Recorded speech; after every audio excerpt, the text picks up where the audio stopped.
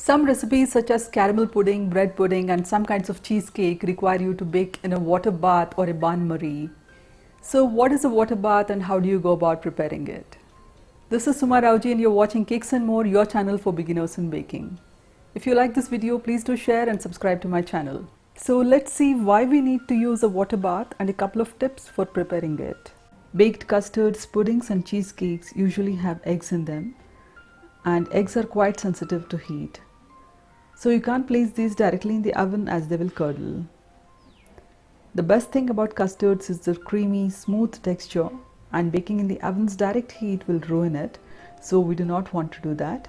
To prevent custard from curdling, a water bath is used, so the custard bakes in gentle indirect heat. The heat will also be uniform. The baking temperature will be low, so the custard cooks slowly. Usually custards are baked in these small ramekins.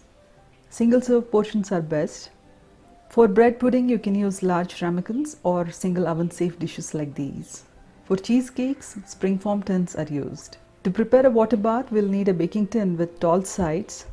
Best would be a baking tin like this or a roasting pan with handles. It will be easier and safer to lift it out of the oven later. The size of the tin can be anything depending upon the number of ramekins you'll be using. We should be able to place the ramekins in the tray with some space in between. If you'd be baking in a convection microwave, do not use a very big tin for fewer ramekins. Otherwise, once the turntable starts rotating, they will start swimming in the water and we do not want that.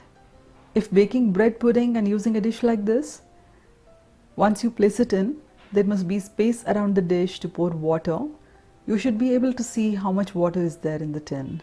Some people like to place a piece of cloth or paper towels in the tin and place the ramekins on top, but I usually don't do that. Do whatever works best for you. When you start preparing the custard, heat some tap water. Always take more than you think is necessary. The water needs to be hot. For pouring the water, a kettle works best. Otherwise, you can also use something like this. We need to first place the ramekins with the custard in the baking tin and then pour water here. The ramekins must be surrounded by hot water and the water has to come halfway up the sides. If you pour the hot water now itself, it will be difficult to lift the tin and place it in the oven. Also, the hot water may spill into the custard when you are carrying it to the oven. So I prefer to first place the tray in the oven and then pour in the hot water. You need to be very careful not to spill water into the custard. Normally the water has to come halfway up the sides of the dish, but please follow recipe directions. Now close the oven door and bake. Heat some more water and keep it ready. Some of the water in the baking tin may evaporate in the oven, so check after some time. Pour some more hot water if necessary. The same method of indirect gentle heating is used to melt chocolate in a double boiler. More about that in another video.